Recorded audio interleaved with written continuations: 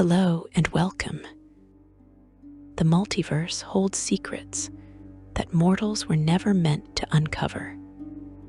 Truths so profound and terrible that reality itself recoils from their revelation. Among the infinite layers of the abyss, where chaos writhes in its purest and most malevolent forms, you will find knowledge that shatters minds and breaks souls. This knowledge concerns a being who existed before the gods drew their first breath, before angels sang their first hymns, and before demons clawed their way into conscious thought. You seek to understand a connection that defies the very foundations of cosmic law, a bond between order absolute and chaos primordial that some scholars believe may have existed in the depths of time. To comprehend this possibility, you must first turn your attention to the entity known as the Mother of Demons, the shrouded horror called Pale Night. Pale Night stands as one of the most ancient and enigmatic beings in all existence. She is an Obirith, a member of the first demonic race that ever manifested in the plains. The Obiriths predate everything you might consider familiar in the lower planes. Before the Tanar'ri demons like Demogorgon and Orcus carved their domains from the abyssal layers, before devils organized their infernal hierarchies, the Obiriths ruled supreme over the infinite chaos. These beings came from beyond, possibly from the far realm itself, entities so alien in their construction that they represented a fundamental wrongness in reality. Pale Night embodies this ancient horror, a creature whose very existence predates mortal life and challenges the structure of the cosmos itself. Her title as Mother of Demons carries weight beyond simple metaphor. Throughout the countless eons of her existence, Pale Night has given birth to some of the most powerful entities in the abyss. According to the tome known as the Mors Mysterium Nominum, she is the mother of several Tanar'ri lords of tremendous power. The demon Lord Graz'zt, the dark prince who rules the triple realm of Azagrat, is counted among her progeny in these ancient texts. Lupercio, a demon lord of considerable power, traces his lineage directly to her shrouded form. Vucaric in Chains, also known simply as Vucaric of Chains, acknowledges her as his progenitor. The demoness Reconcile, whose beauty masks unspeakable cruelty, may count herself among Pale Night's daughters. Zivorgin, another of the demon nobility, carries her essence within his being. The exact nature and extent of Pale Night's maternity remains a subject of debate among those who study demonology. The Black Scrolls of make an even more extraordinary claim, stating that she is the mother of nothing less than the entire Tanar'ri race, suggesting that all modern demons ultimately derive from her generative power. Igwilf's Demonomicon, penned by one of the greatest mortal experts on demons who ever lived, presents yet another perspective. In Igwilf's account, Pale Night's maternity extends beyond demons to include various monstrous races of the prime material plane. Harpies, those winged women with the bodies of vultures, who torment travelers and sailors, might trace their lineage to Pale Night according to this interpretation. The Lamia, creatures of seduction and cruelty, who prey upon mortals in the deserts and forgotten places, could be her children. If these claims hold truth, then Pale Night's influence extends far beyond the abyss into the mortal world, her bloodline walking among humans and spreading corruption across countless generations. What seems certain, beyond the contradictions and mysteries, is that Pale Night embodies a creative force of evil. She does not simply destroy or corrupt existing things, but brings new forms of malevolence into being. Her womb, whether literal or metaphorical, serves as a crucible where the raw chaos of the abyss transforms into thinking, scheming intelligence. Many denizens of the abyss view her as a mother figure, and this perception shapes infernal politics in ways both subtle and profound. The most striking and terrifying aspect of Pale Night is the veil that shrouds her form. This is no ordinary covering.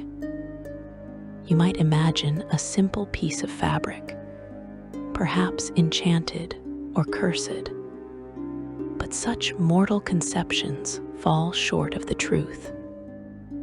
The veil exists as a fundamental barrier between perceivable reality and something that reality itself rejects. Those who have witnessed Pale Night describe a tall, impossibly slender figure, draped entirely in billowing pale fabric that moves without any wind to stir it. The material appears to shift between solid and ethereal states, never settling into either existence. A sickly luminescence emanates from the veil, a glow that somehow deepens the surrounding darkness rather than dispelling it. What lies beneath this veil represents one of the great unsolved mysteries of the plains. Pale Night's true form possesses such awful shape that reality itself tries to hide her. To see the truth beyond the veil is to court death. Her incorporeal form, a harbinger of insanity and dreadful births. The few beings who have attempted to lift or peer beneath the veil have met fates that serve as warnings across the plains. Those who survive the immediate experience, and survival itself proves rare, are left as hollow shells of their former selves. Their minds burn out from the inside, consumed by the revelation of what they witnessed.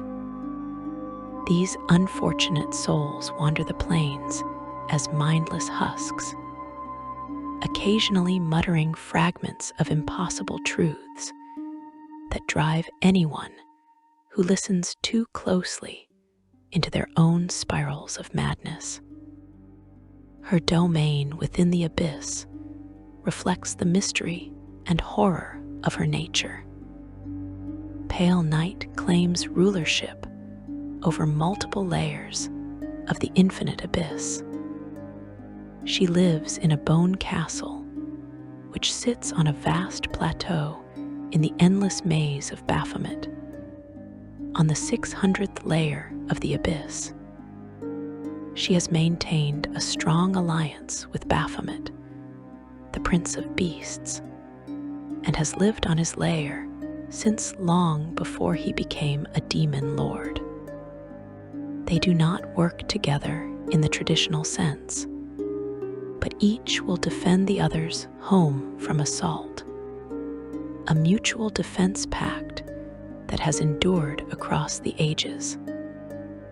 Pale Night's castle looks like a giant grasping hand and is guarded by ambulatory bones and appendages, animated remains that serve as eternal sentinels.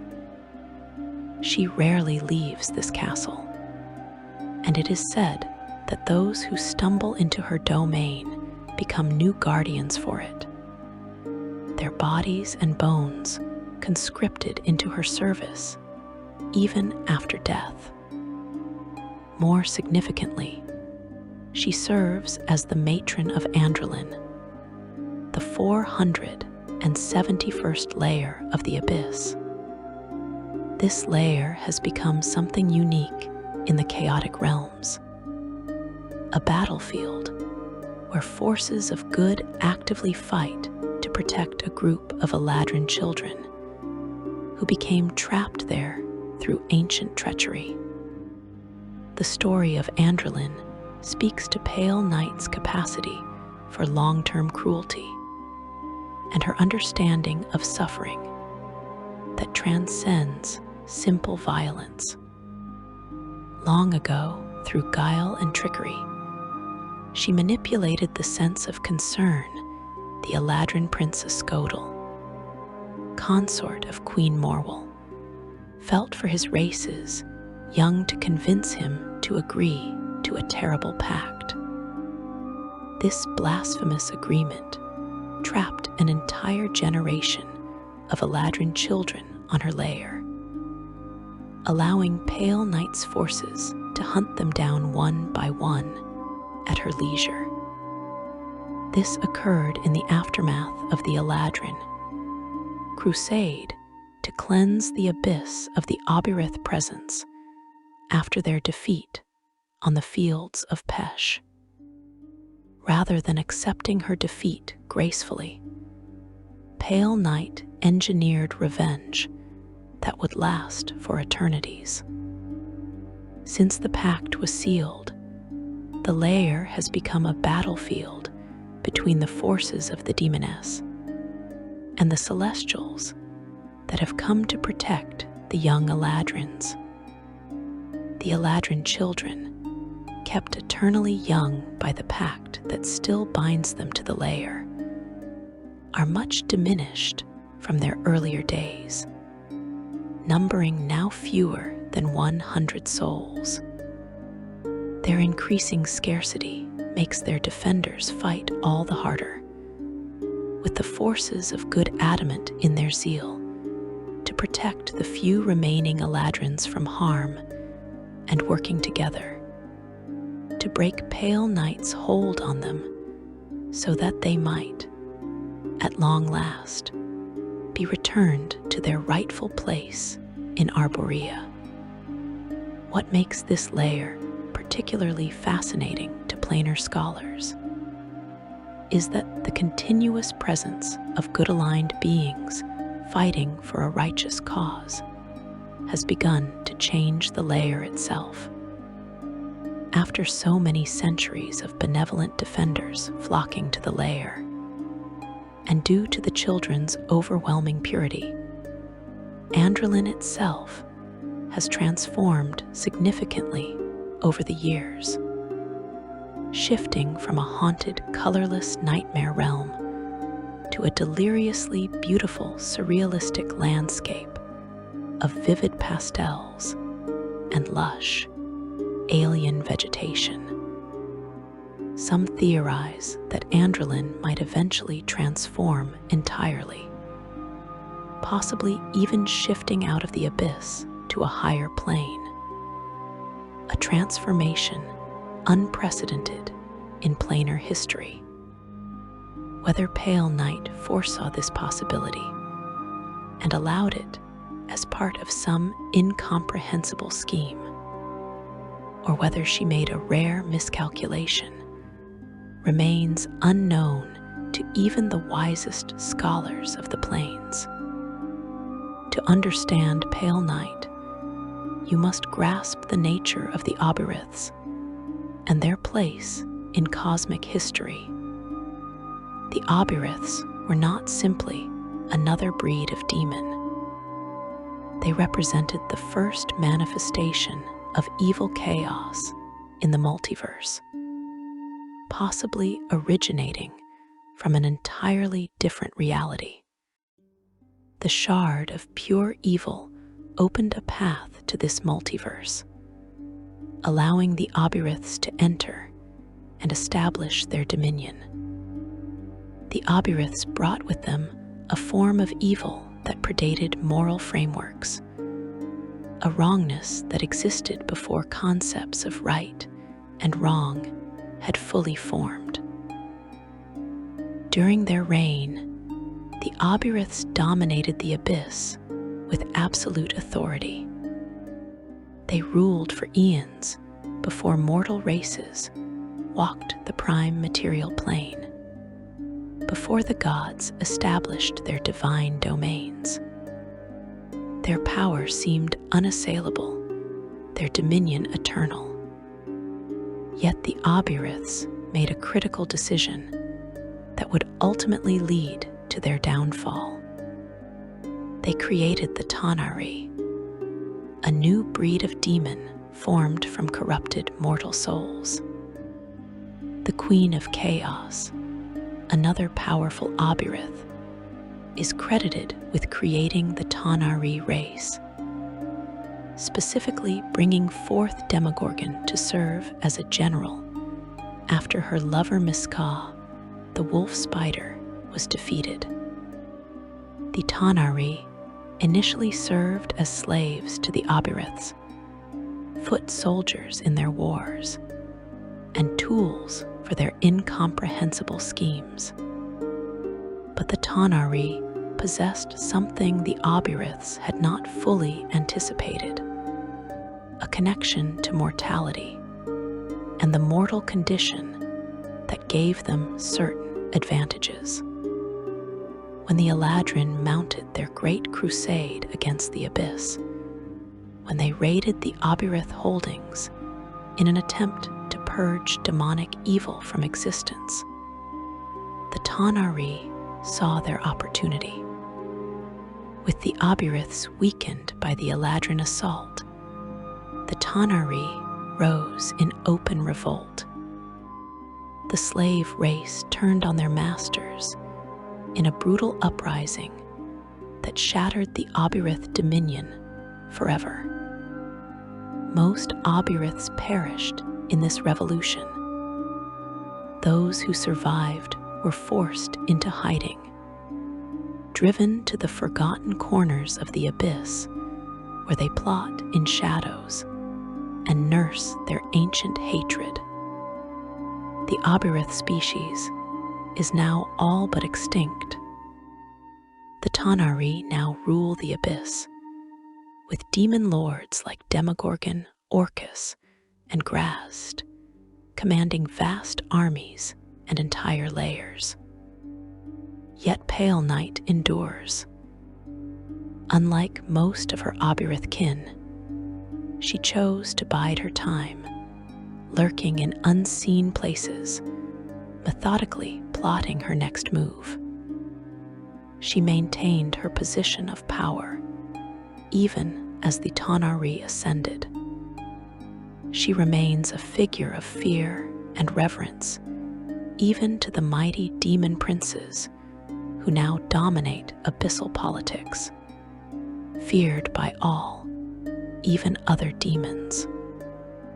This survival alone speaks to her incomparable power and the depth of her cunning. Her relationship with the Tanari proves complex. On one hand, many of them may literally be her children, beings she brought into existence through her own generative power. On the other hand, the Tanari as a race destroyed the Oberith civilization to to which she belongs. Despite this cosmic betrayal, Pale Night continues to hold the title Mother of Demons, and this designation carries weight throughout the abyss. Whether she harbors resentment toward the race that overthrew her kind, whether she views the Tanari as the natural evolution of demonic power, or whether she operates according to motivations entirely beyond mortal or immortal comprehension, none can say with certainty. As you contemplate the nature of this ancient horror, as you consider the vast span of her existence stretching back before the dawn of mortal time, you must wonder what purposes drive such a being. The Obiriths destroyed the reality they came from before arriving in this multiverse. Some sources suggest they carry within them the echo of cosmic annihilation, the memory of a universe consumed by chaos. Pale Night survived the fall of her kind and adapted to a new order where her former slaves now rule. She watches from behind her veil as the eons pass, as empires rise and fall, as gods are born and die. What does such a being desire? What goals could occupy a mind so ancient and so alien that mortal time means nothing? These questions lead inevitably to one of the greatest mysteries in all planar lore. If Pale Night truly gave birth to certain demon lords, if she truly created offspring of such tremendous power, then who or what fathered these children? Those who study demon lore propose various possibilities based on fragmentary evidence and ancient texts. Perhaps another Obirith, one of her own kind, served as father.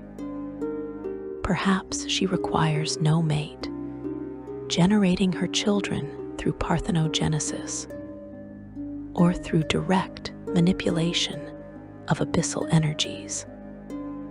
Perhaps the abyss itself served as father, its chaotic essence mingling with her will to spawn new life, as some interpretations suggest about Graz'zt's origins. But there exists another theory, one whispered in the darkest corners of planar academia, one that suggests a connection that should be impossible.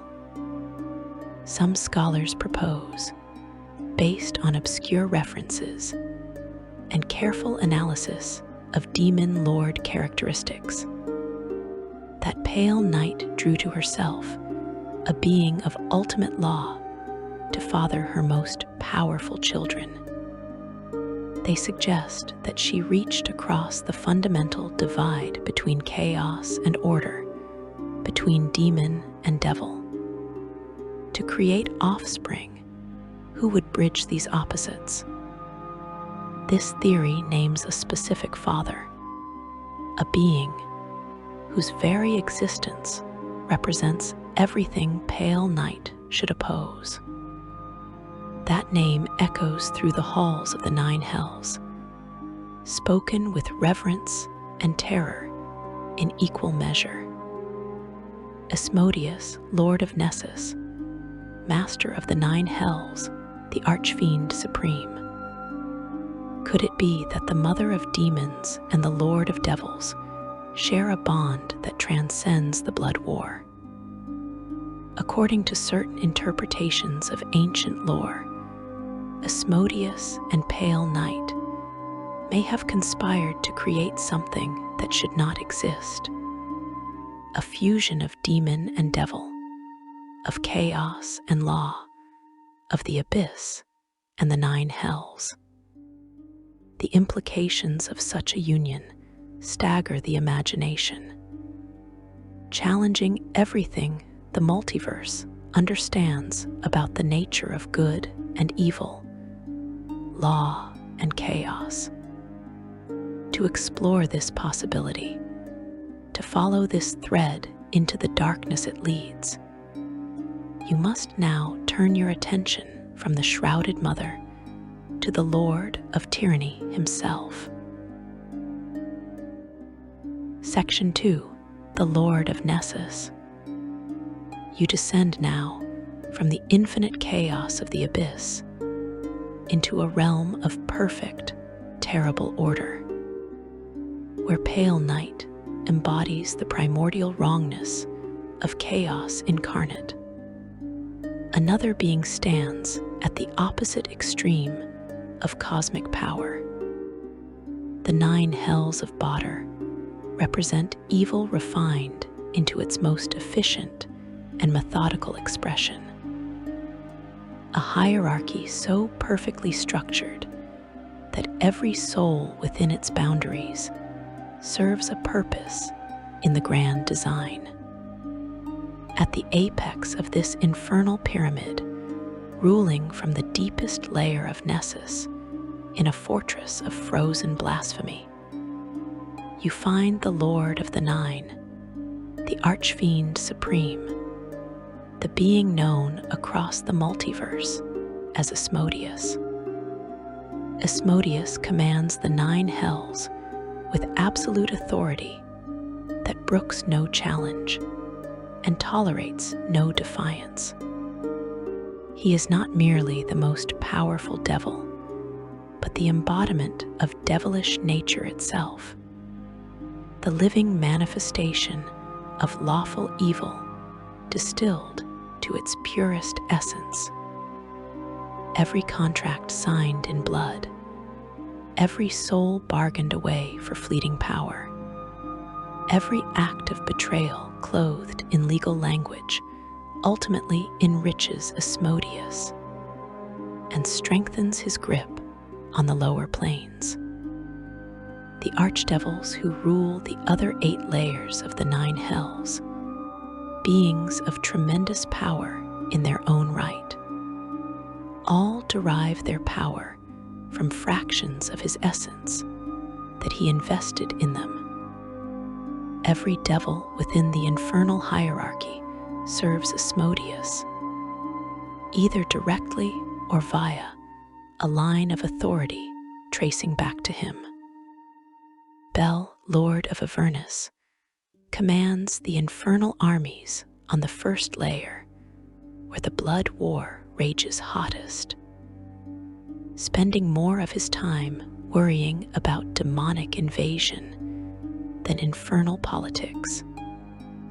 Dispater, the Iron Duke of Dis, rules the second layer with careful and clever leadership, having transformed it into the most stable location in the 9 hells, and a vast weapons manufactory that supplies the blood war. Mammon governs the third layer with his obsession for wealth and material gain. The layers continue downward through Belial, Levistus frozen in his eternal prison of ice as punishment for killing Bensosia. Glacia, who is Asmodeus's own daughter, and rules Malbolge, Balzabul, and Mephistopheles. Each wields godlike power, yet acknowledges the supremacy of the Lord of the Ninth. The origins of Asmodeus remain shrouded in deliberate mystery and conflicting accounts. And this confusion may be intentional. Unlike most beings in the multiverse, whose histories can be traced and verified, Asmodeus exists at the center of multiple contradictory origin stories, each claiming to reveal the truth of how he came to power. Some of these tales cannot coexist logically, yet all carry the weight of ancient testimony and arcane research. As the Lord of Lies, Asmodeus may deliberately cultivate this confusion to obscure his true nature, leaving even gods uncertain of his actual origins. The truth of what Asmodeus is can only be decided by those who dare to study him. But finding definitive support for any single story proves nearly impossible. One prominent theory, presented in certain texts, claims that Asmodeus began his existence as an angel, one of the most powerful and beautiful beings in the celestial hierarchy. In this account, he served as a paragon of chastity and virtue, a being of such perfect loyalty that the gods themselves relied upon his strength and wisdom. According to the 4th edition book Daemonomicon, this angel called Asmodeus was assigned to guard the prison of Tharizdun, the chained god. But perfection can breed pride, and pride can fester into something darker. Pazuzu, the Obirith demon lord and ancient god of corruption, secretly left the abyss after the Battle of Pesh and introduced himself to the guardian angel. Pazuzu flattered Asmodeus and expressed sympathy that a being of such great loyalty had been repaid with an eternity of mere guard duty. He planted seeds of doubt, whispering that Asmodeus deserved better than to serve as a simple warden. The corruption was gradual but deliberate. When Asmodeus finally acted on his thoughts of rebellion against he who was, Pazuzu aided him in obtaining a small piece of the shard of pure evil at the heart of the abyss.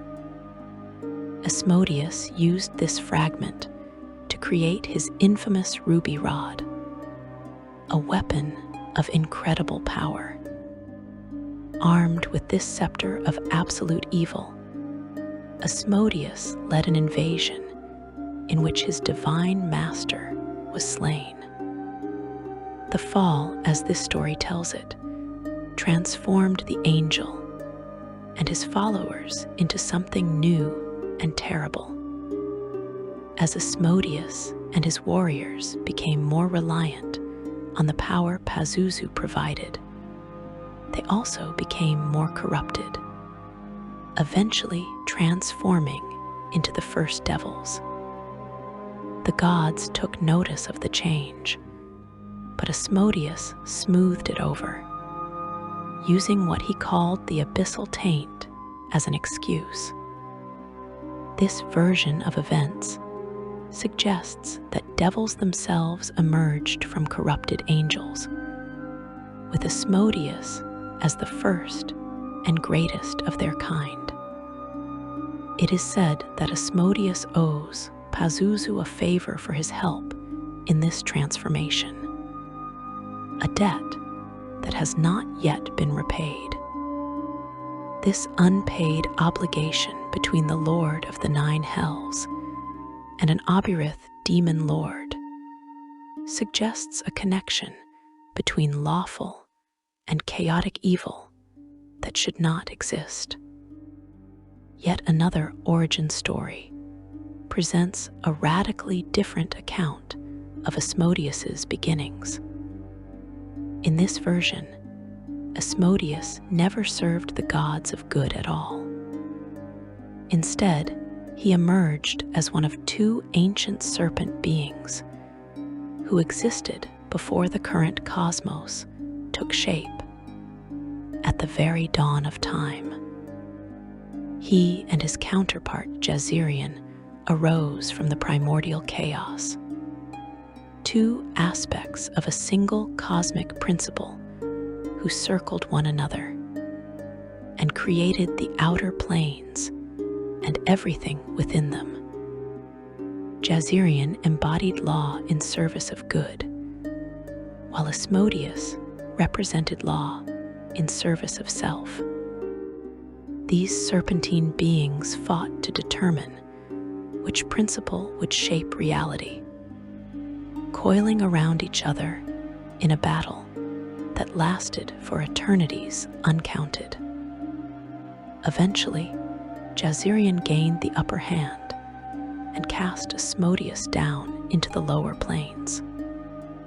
This helps explain Asmodeus's true form, that of a scaled serpent hundreds of miles long, his acid-black blood exuding from eons-old wounds. A third theory, perhaps the most politically significant, suggests that Asmodeus serves a necessary function in the cosmic order, one formalized through divine contract. According to this account, the gods recognized that evil souls required punishment and containment, rather than allowing such souls to disperse or reform. Contaminating the cycle of existence, the gods needed a prison and a warden.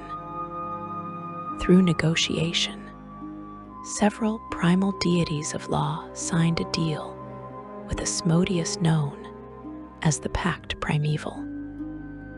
The exact circumstances under which it was signed and who exactly signed it have been lost to ancient history, but its effects shape the multiverse to this day.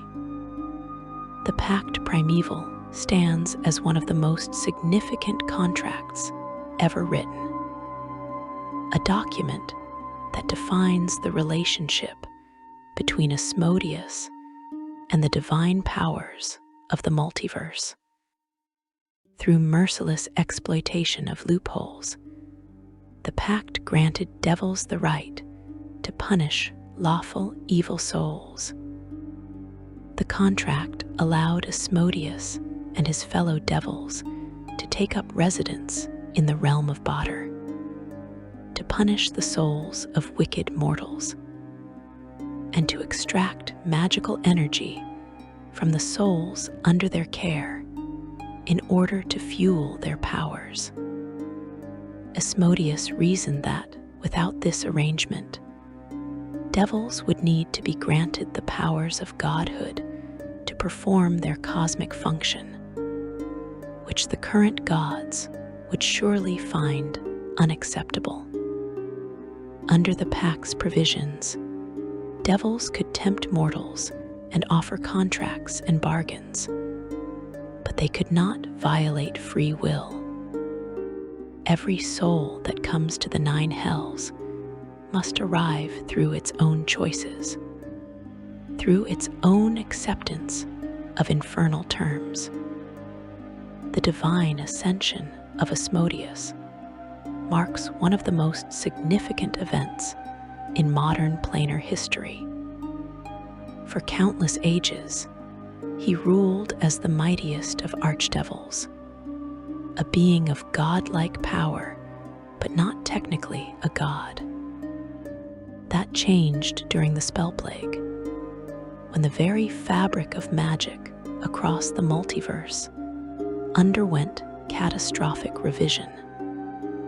During this cosmic upheaval, Graz'zt, the god of wizardry, was injured and went to the 9 hells. Asmodeus seized this moment of vulnerability. He tried to consume Graz'zt entirely, but could not complete the absorption. So instead, he put the deity to sleep and merged with him. This act of merging with a divine spark elevated Asmodeus from archdevil to actual deity, granting him true godhood and the ability to grant spells to clerics who worship him without the vile rituals previously required. The Lord of the Nine now stands as both ruler of the hells and a member of the divine pantheon, a god of domination, tyranny, and contracts. The hierarchy of the nine hells reflects Asmodeus's obsession with order and structure, with each layer serving specific purposes in the infernal machine. Avernus, the first layer, serves as the battlefield where devils war against the demonic hordes in the eternal blood war. Zariel, as overseer of the infernal legion, commands thousands of devils across the vast plains and feels no guilt for throwing away their lives in the endless conflict. Dis functions as an endless city of pain and constant production, transformed into a weapons manufactory under Despater's rule. The layers continue downward, each with its own character and purpose, until you reach Nessus at the bottom, the place from which all infernal law flows. The relationship between Asmodeus and the Obirith Pazuzu presents one of the most troubling elements of planar history. Most devils and demons are locked in eternal opposition through the blood war. Yet Asmodeus maintains a connection with one of the few Obiriths who still wields significant power in the modern age.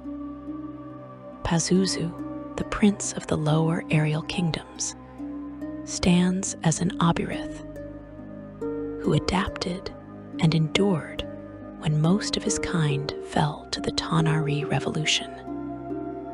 According to the Demonomicon, Pazuzu played a direct role in Asmodeus's corruption and transformation.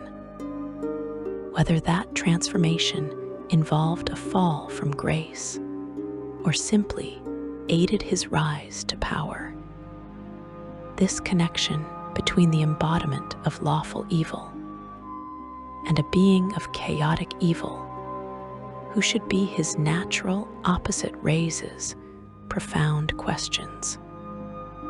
If the stories are true, then Pazuzu saw corrupting Asmodeus as his ultimate prize and greatest achievement. The Obirith convinced the servant of lawful gods to turn on those he served, a corruption that Pazuzu views as one of his finest accomplishments.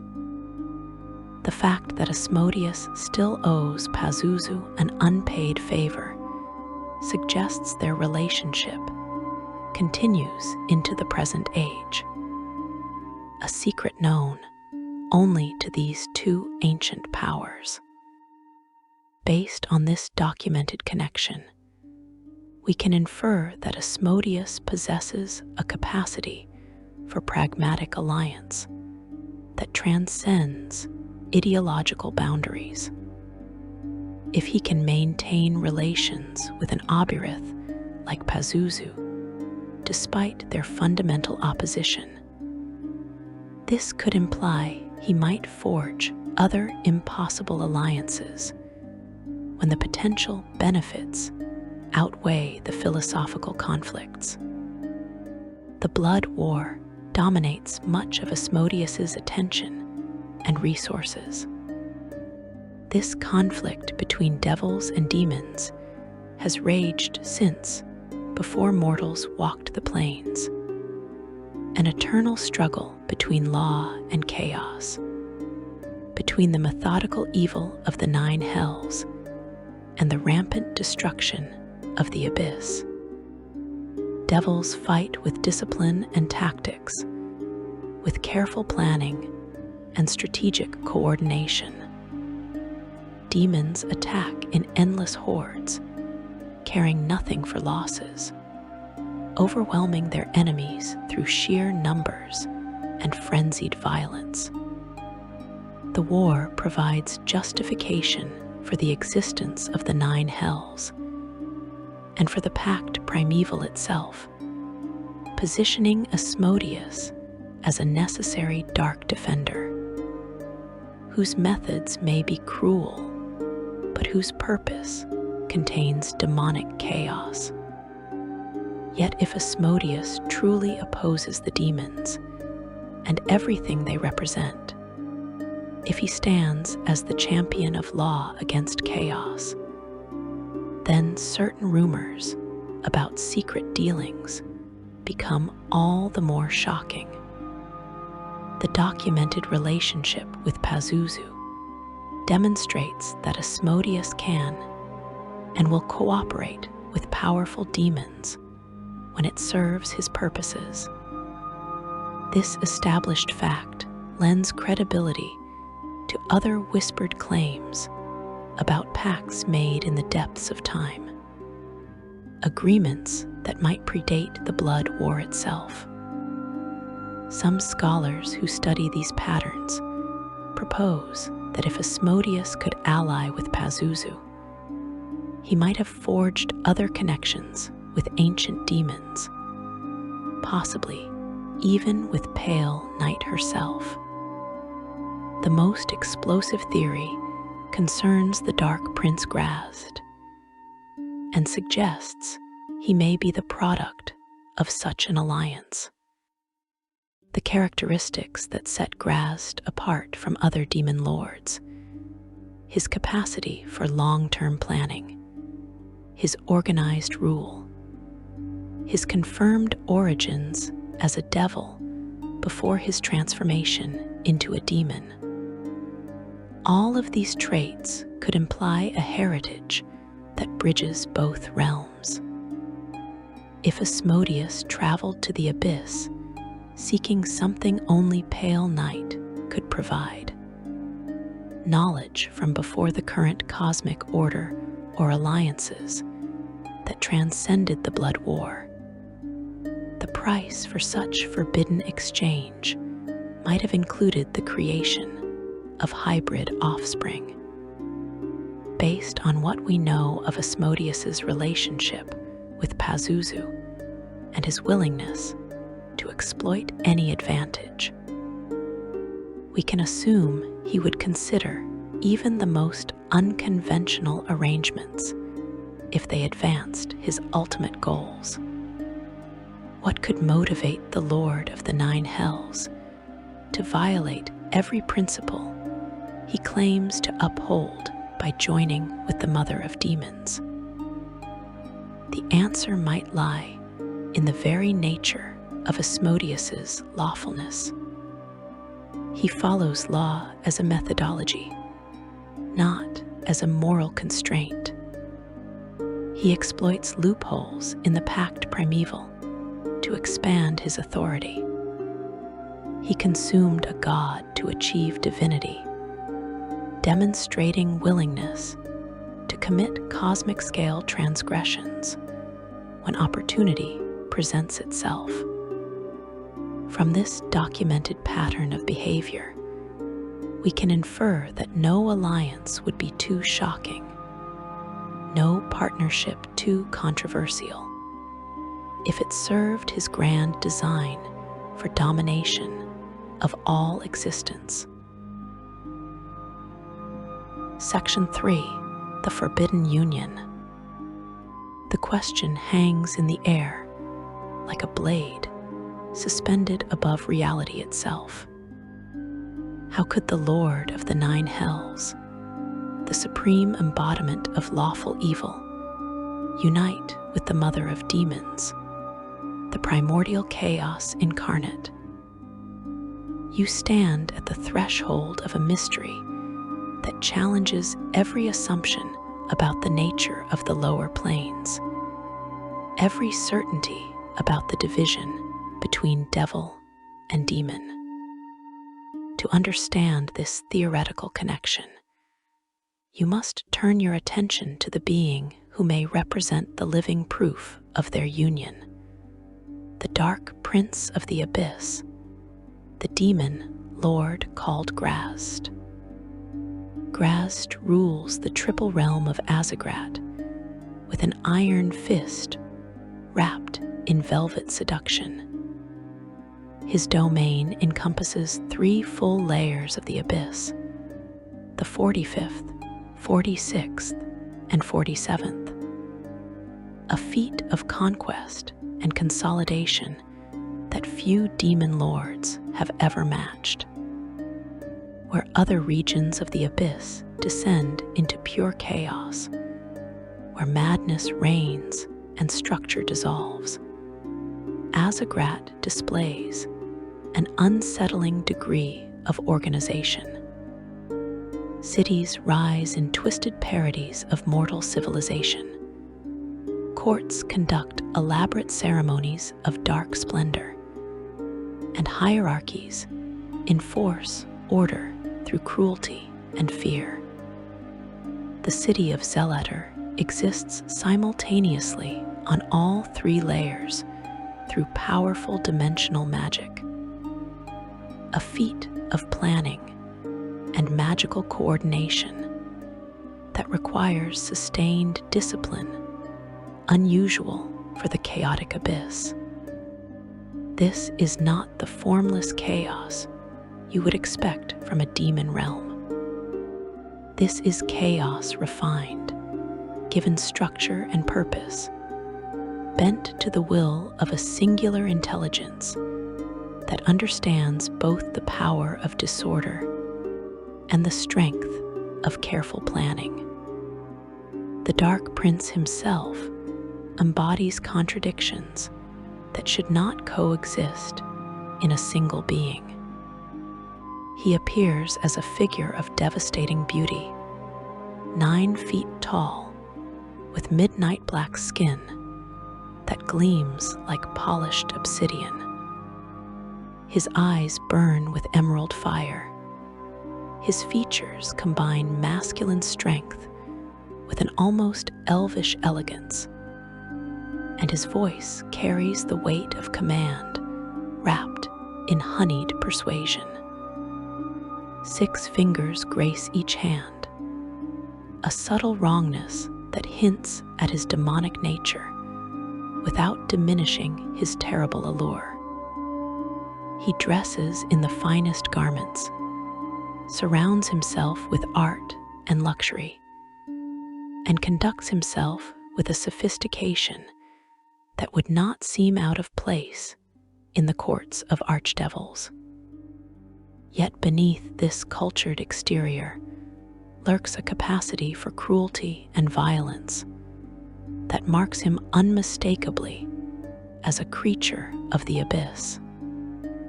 Graz'zt rules through a combination of fear, political manipulation, and cunning intelligence, showing a willingness to eliminate any disloyal inhabitants, usually sooner rather than later. The most striking aspect of Graz'zt's history is the confirmed fact that he was not always a demon.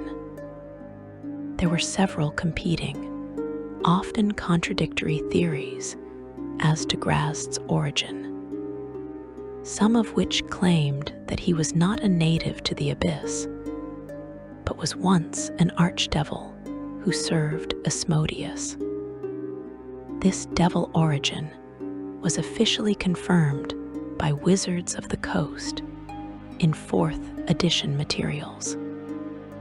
According to one of these theories, Graz'zt was chosen to lead an invasion of the abyss as part of the Blood War, and conquered 3 layers of the abyss, but became corrupted by the chaotic forces he had been sent to destroy, and renounced his allegiance to the devils.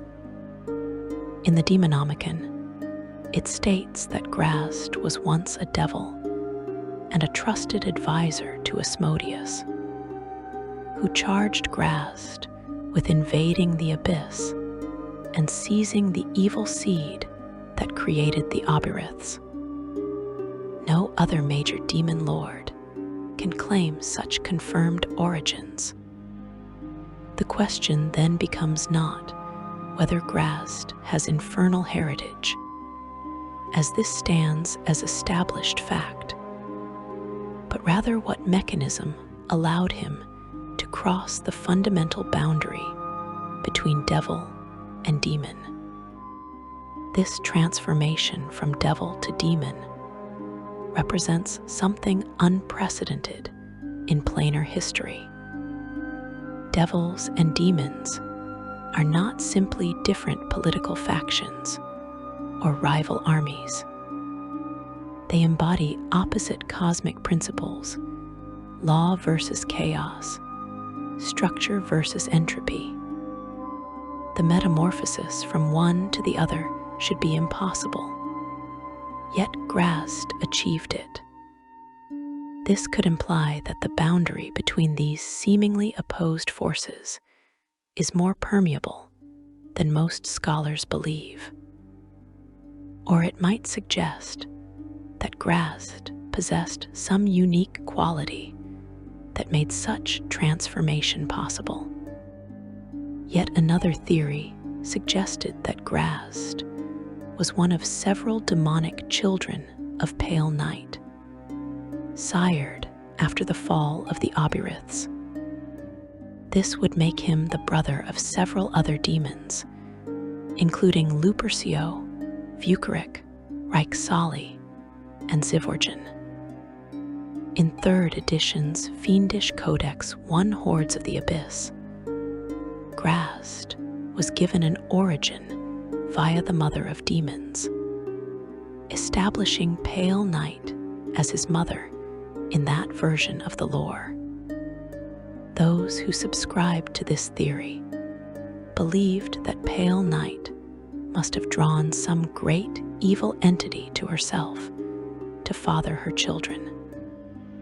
Suggestions for what this entity could have been included an evil god such as Set, a Bernaloth, the patriarch of a race of immortal warriors from another reality, an outer god of crawling chaos such as Nyarlathotep, and even a sentient portion of the abyss itself.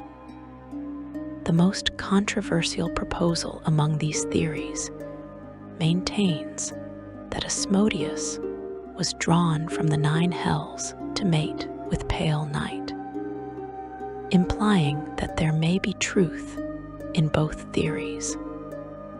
This interpretation attempts to reconcile the confirmed devil origin with the suggested demonic parentage through Pale Night. If both claims hold elements of truth, then Graz'zt might be the literal offspring of both the Lord of the 9 hells and the Mother of Demons, a hybrid creature who carries within him the blood of both realms. One guide to Dungeons and Dragons lore suggests that the best solution to reconciling these contradictory origins is to say that his mother is Pale Night and his father is Asmodeus. The evidence supporting this interpretation of dual parentage accumulates from multiple observations of Graz'zt's unusual nature. First and foremost, his confirmed devil origins combined with his successful adaptation to the abyss suggests something more complex than simple corruption. Demons typically embody pure chaos, operating on impulse and whim, building nothing that lasts, creating nothing that endures beyond their immediate desires.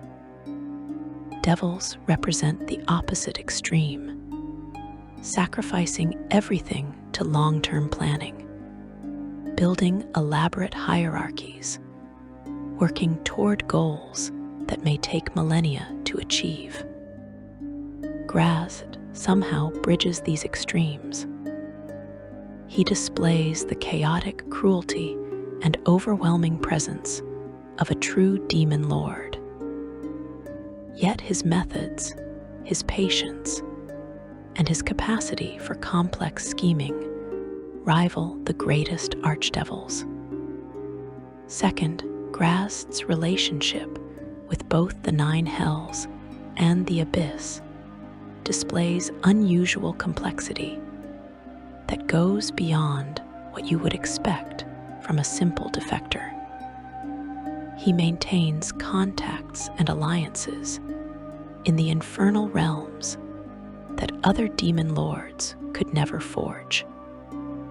He understands the political landscape of the nine hells with an insider's knowledge, navigating its treacherous hierarchies with practiced ease.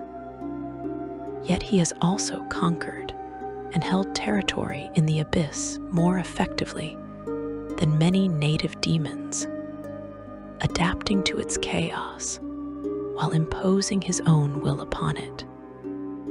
This dual fluency, this ability to operate effectively in both realms, could imply a connection to both that goes beyond simple study or observation. The circumstances of Graz'zt's departure from the nine hells to the abyss remain shrouded in conflicting accounts. The official version states he was sent to invade the abyss and became corrupted. Some tales claim he fled as a fugitive, having failed Asmodeus in some critical task, or having betrayed infernal interests in an unforgivable way. Others suggest he departed with Asmodeus's blessing, perhaps even at his command, sent to the abyss as an agent of the nine hells to sow discord among the demons from within. Still others propose that his transformation from devil to demon was not a political defection, but rather a fundamental change in his nature, a metamorphosis that occurred when he embraced his demonic heritage and rejected his infernal upbringing. If we accept the theory that Pale Night truly bore Graz'zt and Asmodeus truly fathered him, then this transformation takes on profound new meaning. Based on this interpretation, Graz'zt might have spent his early existence in the nine hells being raised by his father, learning the ways of devils, absorbing the principles of lawful evil that Asmodeus embodies. But the blood of the mother of demons would have flowed in his veins. The chaos of the abyss calling to something fundamental in his nature. Eventually, that chaotic heritage could no longer be suppressed or denied. Graz'zt might have traveled to the abyss not as a fugitive or spy, but as a son returning to his mother's realm, claiming his birthright among the demons, while retaining the cunning and discipline his father had instilled in him. However, you must understand that these theories remain unconfirmed and contradictory. The lore changed between editions, with third edition emphasizing Pale Night as mother and fourth edition emphasizing the devil origin. Some scholars argue these cannot both be true, while others attempt to reconcile them through the dual parentage theory. What stands as confirmed canon is that Graz'zt was originally a devil who became a demon, and that some sources name Pale Night among his potential parents. The rest remains speculation, albeit speculation based on careful analysis of his unique characteristics and unprecedented nature. The political implications of such a union between Asmodeus and Pale Night, if it occurred, would align with the strategic thinking both beings display. Asmodeus operates on timescales that span eons, working toward goals that may not bear fruit for thousands of years, as demonstrated by his patient exploitation of the packed primeval. Pale Night has survived every catastrophe that struck the abyss across ages uncounted, adapting and enduring when other obyriths perished.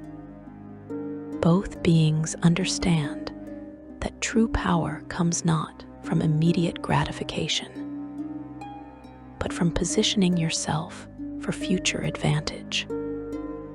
Creating an offspring who could operate effectively in both the 9 hells and the abyss would serve multiple strategic purposes. Assuming such creation was possible, such a child could serve as a bridge between the 2 realms, facilitating communication and cooperation when needed, while maintaining plausible deniability for both parents. Graz'zt could gather intelligence from the abyss and relay it to Asmodeus, helping the Lord of the 9 better understand and counter demonic strategies in the blood war.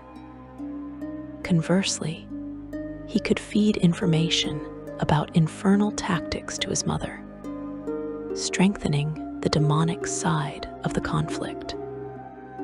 Or he could serve both parents by ensuring the blood war continues indefinitely, never allowing either side to gain decisive advantage, maintaining the status quo that keeps both the 9 hells and the abyss as major players in planar politics.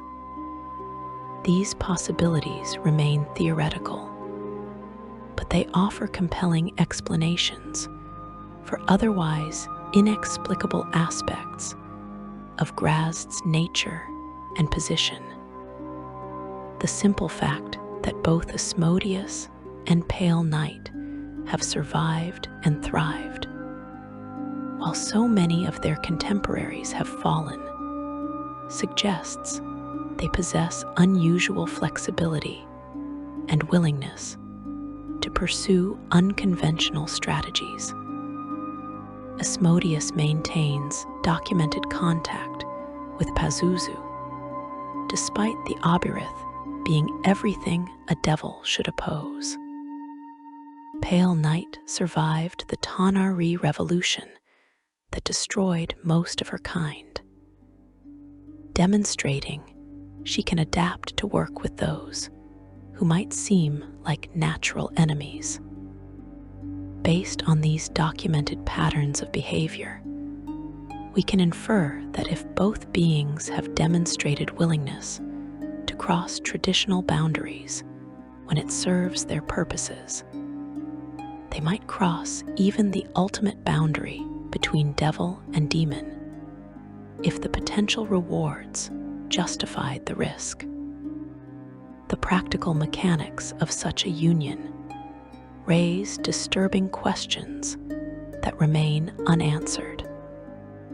How would the Lord of the 9 hells, who rarely leaves Nessus, travel to the abyss to meet with Pale Night? The journey itself would be fraught with danger, as powerful as Asmodeus is. The abyss actively corrupts lawful beings, its chaotic energies working to break down structure and organization. For Asmodeus to enter that realm would require either tremendous magical protection or a willingness to risk transformation and corruption. assuming the meeting occurred in the abyss at all. Perhaps the meeting occurred in neutral territory, in one of the planes between the 9 hells and the abyss. The gray waste of Hades sits between the 2 realms, a place of hopelessness and despair where neither law nor chaos dominates. Sigil, the city of doors, provides portals to every plane in existence and maintains a precarious neutrality through the Lady of Pain's enigmatic power.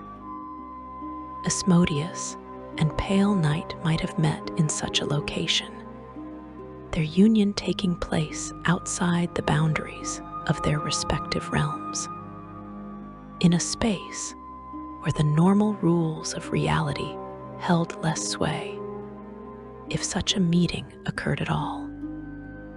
The bargain, if one was struck, might have been straightforward in its own twisted way.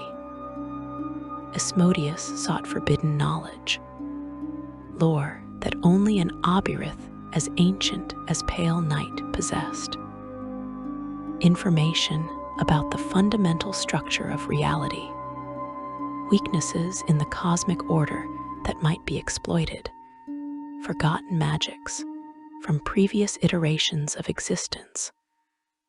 All of this could rest in Pale Night's ancient memory. She, in turn, might have desired offspring that would combine her chaotic creativity with infernal discipline. Children who could survive and thrive in the new age dominated by Tanari demons. They could have struck a deal as beings of evil do. Knowledge for genetic legacy, information for insemination.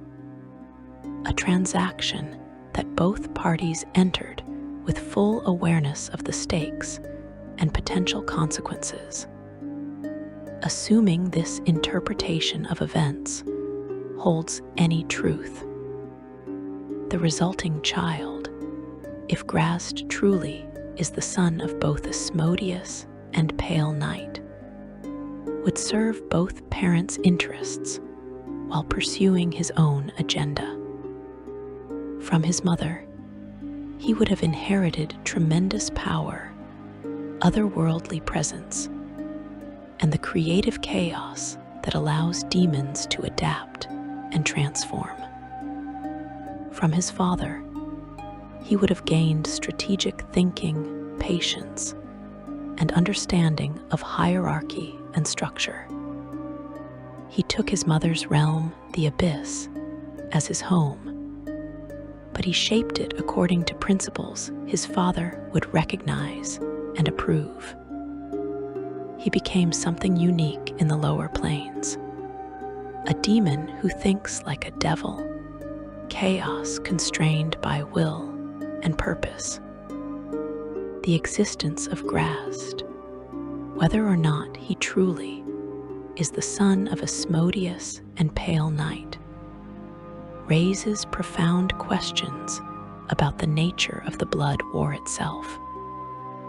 This conflict has raged since time immemorial, consuming resources and lives beyond calculation, shaping the politics of the lower planes and influencing events across the multiverse. If the confirmed fact that a trusted advisor of Asmodeus could transform into a demon lord is possible, what does that say about the true permeability of the boundaries we assume separate these realms? And if the theory of dual parentage holds any truth, if the Lord of the 9 hells and the Mother of demons could set aside their fundamental opposition long enough to create a child together, what does that say about the true nature of their conflict? You stand now at the heart of the mystery, understanding that the connection between Pale Night and Asmodeus whether romantic, transactional, or something beyond mortal categorization, remains unconfirmed but theoretically possible based on the documented evidence of Graz't's devil origins and his unusual characteristics. The confirmed facts interweave with speculation to create a pattern that suggests deeper truths, even if those truths remain forever veiled. To fully grasp what this might mean, you must explore how their influence extends beyond simple parentage into the deeper workings of planar reality itself. Section 4. Threads of Ancient Darkness. The connections between Asmodeus and the ancient powers of the abyss extend far beyond the theoretical parentage of Graz'zt. You must look deeper into the web of relationships that bind the Lord of the Nine Hells to forces that should be his natural enemies, alliances that defy explanation within conventional understanding of the blood war. Among these documented connections, one stands out with particular clarity and menace. Asmodeus maintains contact with Pazuzu, the prince of the lower aerial kingdoms, an Obirith who survived the Tanari Revolution and continues to wield tremendous influence across the plains. Pazuzu represents everything Asmodeus should despise. As an Obirith, he embodies primordial chaos, the ancient wrongness that existed before the current cosmic order. He rules over the wind demons, commanding creatures of madness and aerial destruction, who respect no law and acknowledge no authority beyond their dark prince. His very nature opposes the rigid hierarchy and perfect order that Asmodeus has built in the Nine Hells. Yet despite these fundamental incompatibilities, despite the blood war that rages between their respective kinds, Asmodeus and Pazuzu share a documented relationship that confirms cooperation between lawful and chaotic evil at the highest levels. The legends recorded in the Demonomicon claim that Pazuzu played a direct role in Asmodeus's corruption. Assuming Asmodeus began as an angel. According to these accounts, Pazuzu secretly left the abyss after the Battle of Pesh and introduced himself to the guardian angel assigned to watch over the prison of Tharisdun, the chained god. The Obirith demon lord flattered Asmodeus and expressed sympathy that a being of such great loyalty had been repaid with an eternity of mere guard duty. He planted seeds of doubt, whispering that Asmodeus deserved better than to serve as a simple warden. The corruption was gradual but deliberate, and when Asmodeus finally acted on his thoughts of rebellion, Pazuzu aided him in obtaining a small piece of the shard of pure evil at the heart of the abyss. Asmodeus used this fragment to create his infamous ruby rod, a weapon of incredible power that he wields to this day. As Asmodeus and his warriors became more reliant on the power Pazuzu provided, they also became more corrupted, eventually transforming into the first devils according to this version of events. The gods took notice of the change, but Asmodeus smoothed it over, using what he called the abyssal taint as an excuse.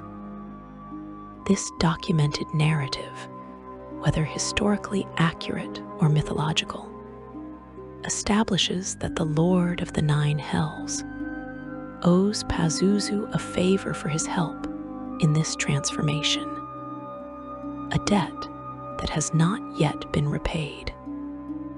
This unpaid obligation between the Lord of the Nine Hells and an Obirith demon lord confirms a connection between lawful and chaotic evil that transcends simple enmity.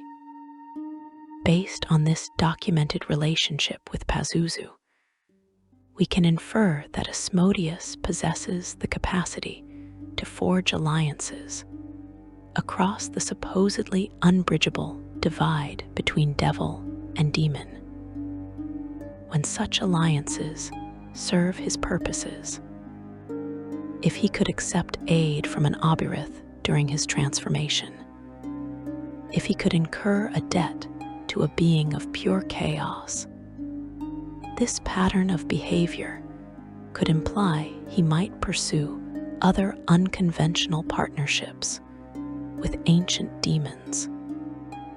The connection with Pazuzu serves as proof that such relationships are not merely theoretical, but actual historical facts.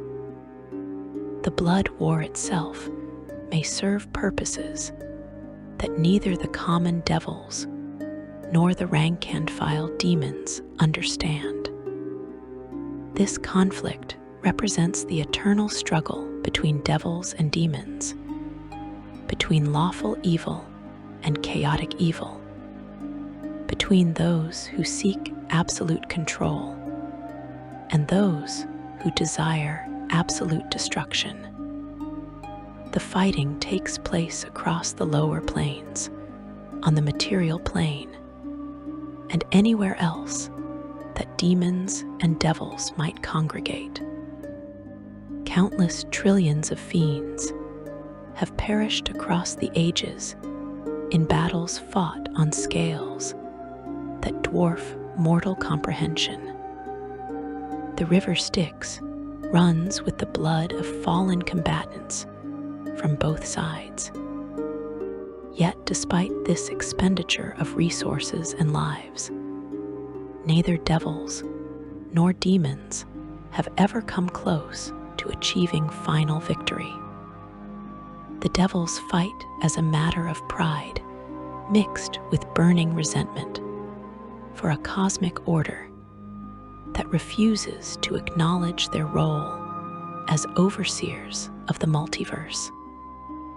To the devil's way of thinking, the Nine Hells are the front line in the demon's war against all of creation, and the fate of the cosmos depends on the devil's ability to blunt the invasion and send the demons back to the abyss. Devils are expert planners, using carefully thought-out strategies to take down their foes. Demons attack with reckless abandon, throwing themselves into the fray with little care.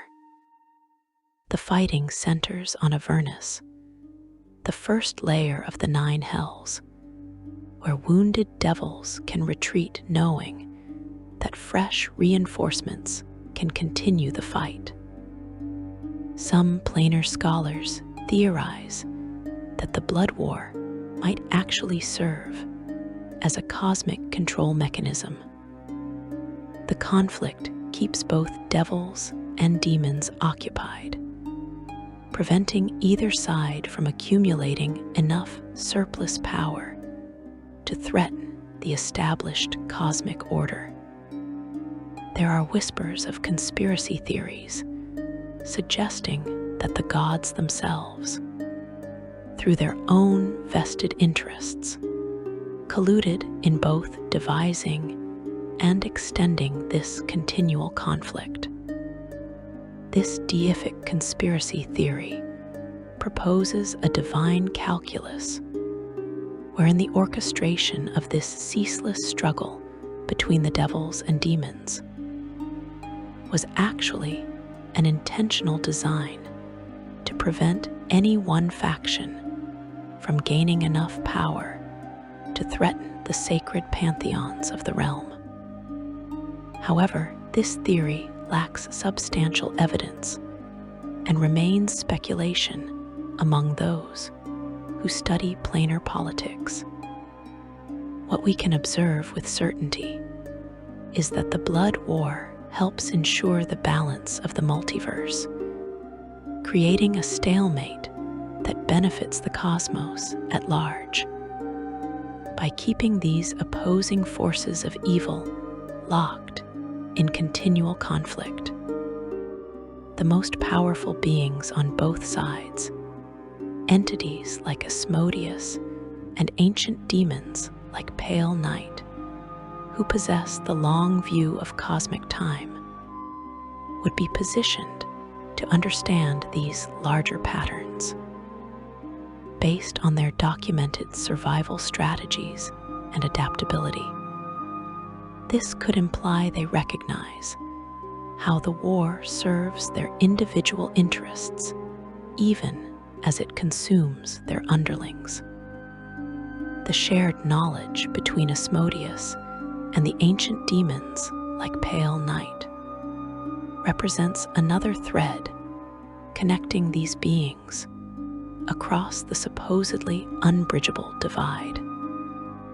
Asmodeus, regardless of which origin story holds truth, has existed for an incomprehensible length of time. Whether he fell as an angel, emerged as a serpent being from primordial chaos, or ascended to power through the pact primeval, he remembers ages that predate mortal history. Pale Night's memory extends even further back, into times before the current configuration of the planes, into ages when the Obyriths ruled supreme, and the multiverse looked fundamentally different than it does now. The Obyrith invasion and the Eladrin response form a crucial chapter in planar history that illuminates the nature of these ancient conflicts. Before the Tanar'ri Revolution, the Obyriths ruled the Abyss with absolute authority, their alien presence corrupting everything they touched. The brazen queen of chaos, an Obyrith lord, cowed most of her rivals under her banner, driving defiant lords to the lowest depths of the uncharted abyss.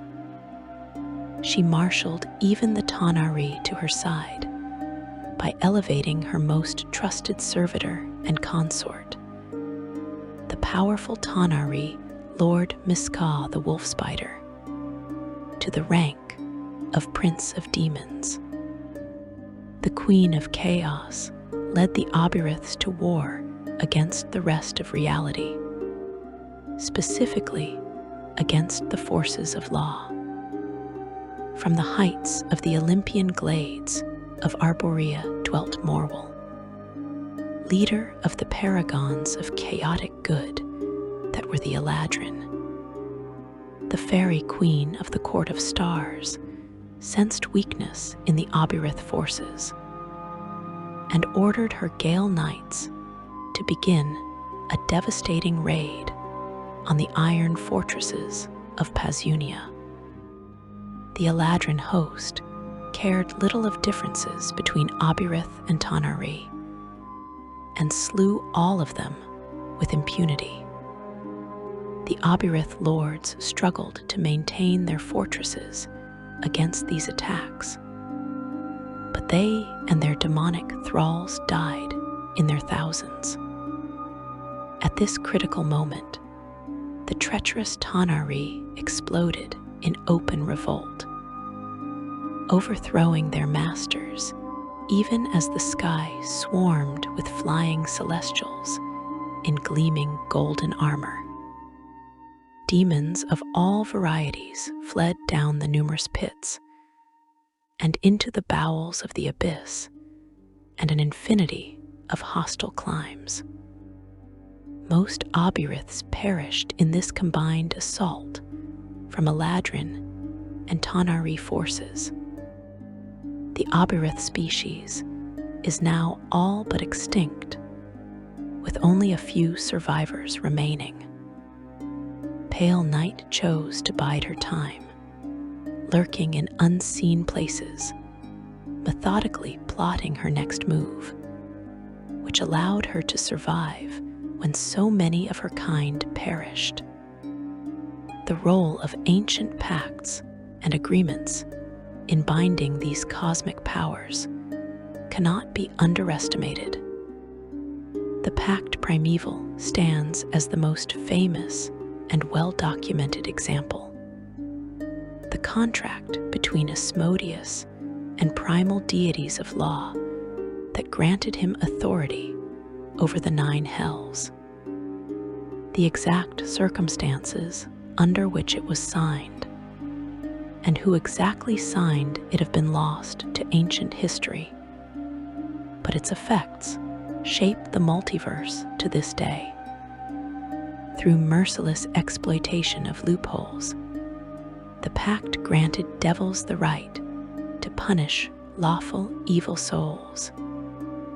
The contract allowed Asmodeus and his fellow devils to take up residence in the realm of Badr, to punish the souls of wicked mortals, and to extract magical energy from the souls under their care in order to fuel their powers. In his defense during later challenges to the pact, Asmodeus argued that its terms had been agreed upon by both parties, and that he and his devils had not violated the contract. Mortals had the freedom to defy the gods and invite the devils into the material plane. When these mortals wanted power, they were given contracts that stated the conditions of the exchange, and mortals had the freedom to reject these contracts, but those that accepted were fair game. The celestial bureaucrat Primus ruled that Asmodeus had not violated the Pact Primeval. This documented ability to craft ironclad agreements with divine powers demonstrates Asmodeus's mastery of contractual law at the highest cosmic levels. Based on this established pattern of behavior, we can assume that Asmodeus would not limit his treaty-making to celestial powers alone. If he negotiated the Pact Primeval with gods, the possibility exists that he might forge other agreements with ancient demons when circumstances warranted such alliances. These pacts might be formal, written in languages that predate mortal speech, or they might be simple understandings, mutual recognition that certain actions would provoke responses neither side wants. Within the mortal realms, cults dedicated to Asmodeus operate with sophisticated organization and clear purpose. Asmodeus was unquestionably the dominant figure in regards to those who knowingly worshipped devils, with by far more cultists on the material plane than any other archdevil. The cult functioned as a secret and sinister mutual aid society, whose members used their pre-existing influence and affluence to raise each other into higher positions of prominence. In societies devoted to him, all advancement, whether political, social, or economic, was tied to membership of the cult. Following this aspect, all Asmodeus's clerics aspired to wealth, prestige, and most of all power, and most cultists used his organization as a stepping stone to these goals. Since attaining his divinity during the spell plague, Asmodeus's mortal follower base had been ever expanding. His priests, called the Mordai, were known to conduct vile rituals in his name, though doing so was no longer actually necessary to channel his divinity after his ascension to godhood. To those without great ambition, his followers offered reprieve from the torturous weight, for a god's response through delights, distractions, and company. To the more aspiring, Mordai offered a chance at both power and pleasures immortal in the hierarchy of hell, a path by which they could master their own fates and achieve their goals over eternity. Cults dedicated to Pale Night would operate very differently, though specific documentation of organized Pale Night worship remains scarce in available sources. Based on what we know of her nature, any followers would likely embrace madness as a sacrament, rather than pursue the calculated ambition favored by Asmodeus's cultists. The contrast between these worship styles highlights the fundamental differences between lawful and chaotic evil, though both ultimately serve to corrupt and destroy. The madness that both Asmodeus and Pale Night spread through the multiverse takes different forms, but achieves similar corruption. Pale Night's madness is immediate and devastating. She is an entity of insanity, spreading madness and confusion in a variety of ways. Pale Night's true form is one of such unimaginable horror that reality itself refuses to accept it. Once per day, Pale Night can suppress her shroud as a full-round action, forcing every creature within 30 feet to succeed on a fortitude save to avoid death. Those who are restored to life retain no memories of what it was they saw beyond the veil. Anyone who attempts to part the shroud to get a better look must make a saving throw, and failure indicates that the victim is afflicted with some permanent form of madness or insanity. The insanity caused by viewing Pale Night's true form is permanent in most cases, though it can be removed by greater restoration, heal, limited wish, miracle, or wish. Even success at resisting the effect can be worse than failure in some interpretations, as the victim suffers from long-term madness and cannot remember anything about what they saw. Pale Night's very touch drains her victim's personality to rejuvenate herself.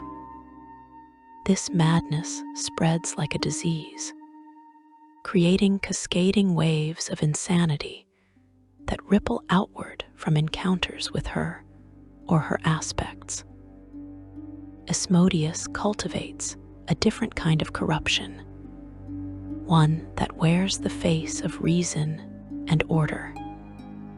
Those who serve him too long who embrace his philosophy too completely begin to see everything as a transaction, every relationship as a contract to be optimized, every action as a calculation of costs and benefits.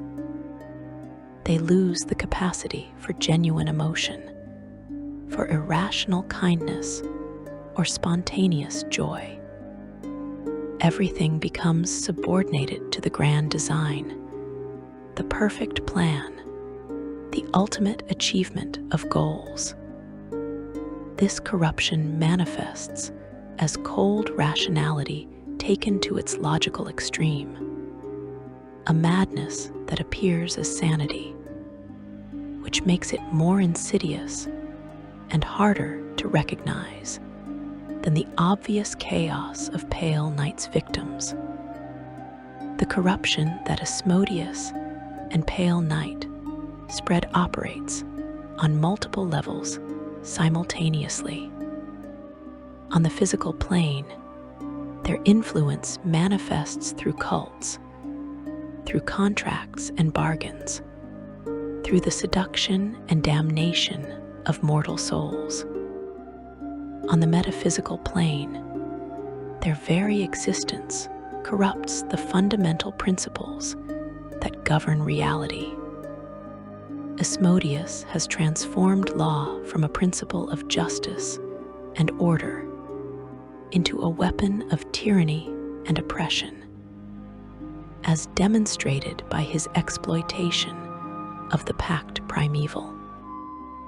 Pale Night has taken chaos beyond mere randomness into realms of wrongness that reality itself rejects, as evidenced by the universe forcing her to hide her true form beneath a veil. You have journeyed deep into the connections that bind these ancient powers, seeing how their documented relationships, particularly Asmodeus's alliance with Pazuzu, establish that cooperation between law and chaos is possible at the highest levels of evil. The threads of darkness they have woven extend through time and space, influencing events in ways that even gods struggle to comprehend fully. One question remains, the ultimate mystery that encompasses all others. Section 5. Veiled Truths Eternal. You have traveled through layers of forbidden knowledge, descending from the shrouded realm of the Mother of Demons, through the infernal hierarchy of the 9 hells, witnessing the theoretical union that may have produced the Dark Prince himself. Now you stand at the threshold of ultimate questions, mysteries so profound that even the gods who shape reality cannot answer them with certainty.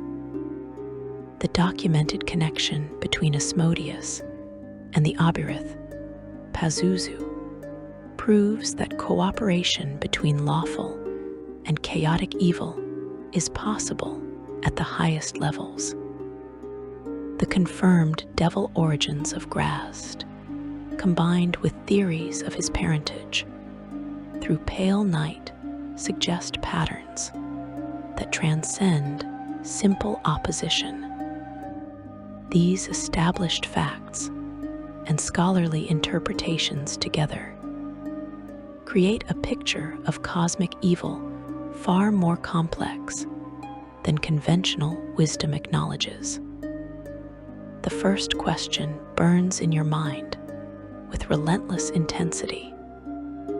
Why would Asmodeus, the supreme embodiment of lawful evil, ever unite with Pale Night, a creature of primordial chaos whose very existence predates structure and logic? Every principle Asmodeus claims to uphold stands in direct opposition to everything Pale Night represents. law and chaos are not merely different approaches to wielding power, but fundamentally incompatible worldviews. Opposite poles on the cosmic axis that defines how reality operates. Yet the documented evidence demonstrates that Asmodeus possesses a capacity for pragmatism that exceeds his commitment to abstract principles. His confirmed relationship with Pazuzu, accepting alliance with an Obirith demon during his transformation, establishes this pattern beyond dispute. He manipulates the pact primeval to expand his authority while appearing to honor its restrictions. He merged with the god Azoth to achieve true divinity, an act that elevated him from archdevil to actual deity. Asmodeus is absolutely a greater deity in current 5th edition canon, with absolute control over the 9 hells and power above reproach. He follows law when law serves him, but the historical record shows he does not allow law to constrain him when greater opportunities present themselves. From this documented perspective, a theoretical union with Pale Night becomes comprehensible, if not predictable. Asmodeus seeks power and knowledge above all else, pursuing his mysterious grand design with patience measured in geological ages. According to current lore, Asmodeus hated the gods of the upper planes for essentially leaving him to run the blood war.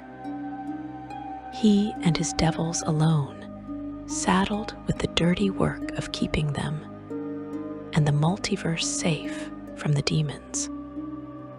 Once returned to full strength, he intended to sue for peace with demonkind, a ceasefire which only needed to last long enough to twist the blood war from a battle between different flavors of wickedness to a war between good and evil.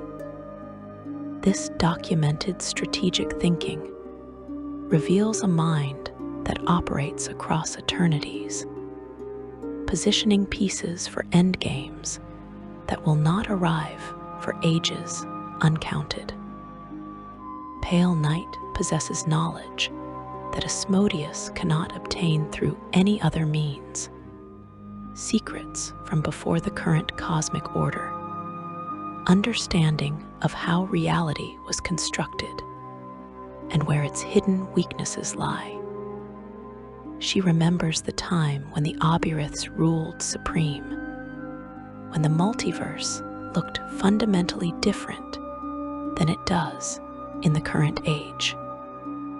She knows the true nature of chaos as a primal force that existed before existence itself took recognizable form. Based on what we know of Asmodeus's documented willingness to ally with Pazuzu for access to the Shard of Pure Evil, we can infer that for access to Pale Night's ancient knowledge, he would consider setting aside his opposition to chaos. The price might seem high by conventional standards, but Asmodeus does not think in conventional terms, as his multi-era plans to transform the blood war itself demonstrate. Pale Night's motivations for accepting such a theoretical union prove equally fascinating to contemplate. She has survived every catastrophe that struck the abyss, outlasting the fall of the Obiriths and adapting to the age of Tanar'ri dominance.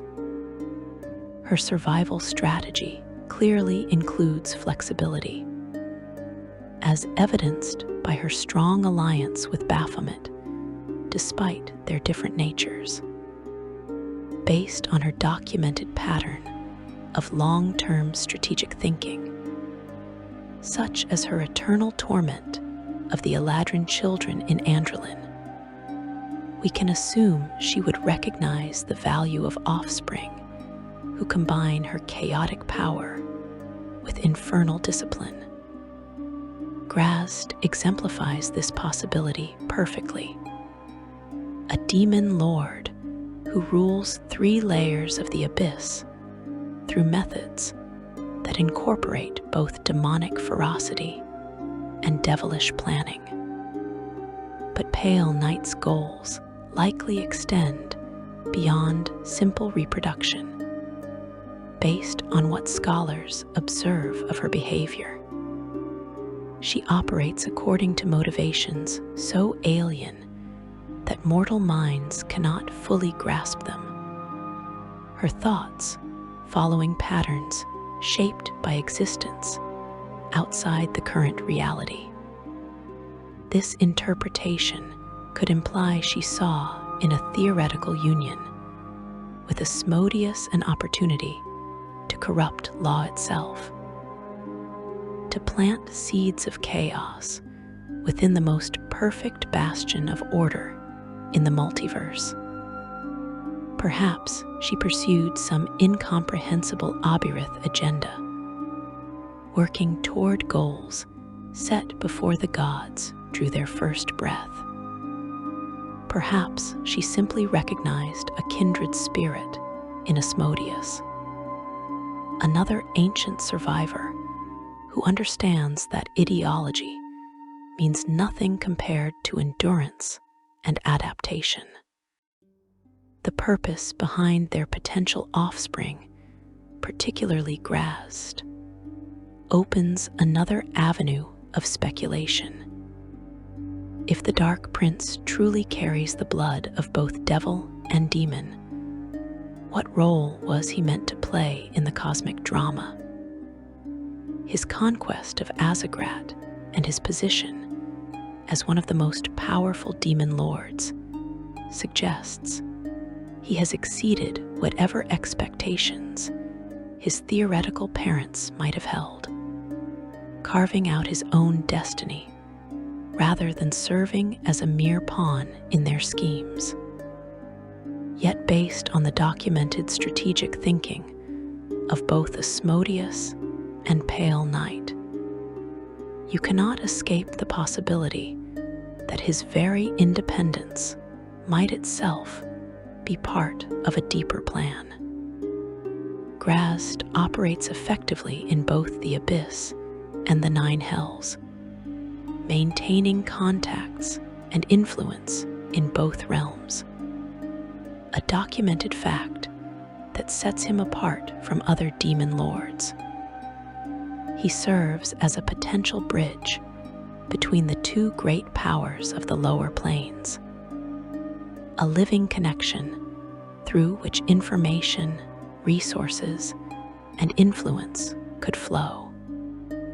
This interpretation suggests his bridging function might represent his true purpose, not to serve either theoretical parent exclusively, but to link them, facilitating cooperation while maintaining plausible deniability. When Asmodeus needs something accomplished in the Abyss without revealing his direct involvement, Graz'zt could provide the perfect intermediary. When Pale Night requires intelligence about infernal tactics or political maneuvering in the Nine Hells, her theoretical son could supply it without arousing suspicion. This interpretation transforms the blood war from a straightforward conflict into something far more complex and disturbing.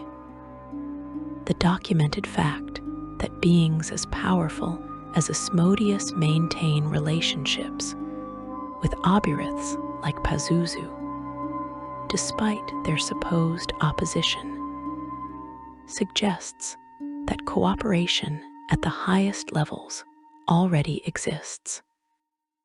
If they have literally produced children who embody the fusion of their opposing natures, as the theory of Graz't's dual parentage proposes, then the war itself must serve purposes beyond simple territorial conquest or ideological supremacy. The conflict could function as a controlled mechanism, a managed chaos that serves the interests of those at the very top of both hierarchies, while consuming the resources and attention of everyone else. The modern implications for the multiverse of this potential hidden cooperation stagger the imagination. Every policy decision made by gods to address the threat of the lower planes occurs within a framework that cosmic balance requires both devils and demons to exist in perpetual conflict. Io, the overdeity, prioritizes balance over notions of good or evil. The ongoing struggle between devils and demons, where neither group gains a decisive advantage, aligns with his interests. Consequently, there is little incentive for him to intervene or eliminate any factions.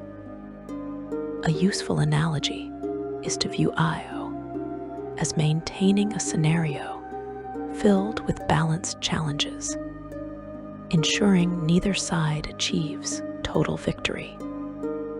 The gods believe they constrain Asmodeus through the pact primeval, but based on his documented exploitation of its loopholes, that very pact could contain exceptions negotiated with knowledge from ancient sources.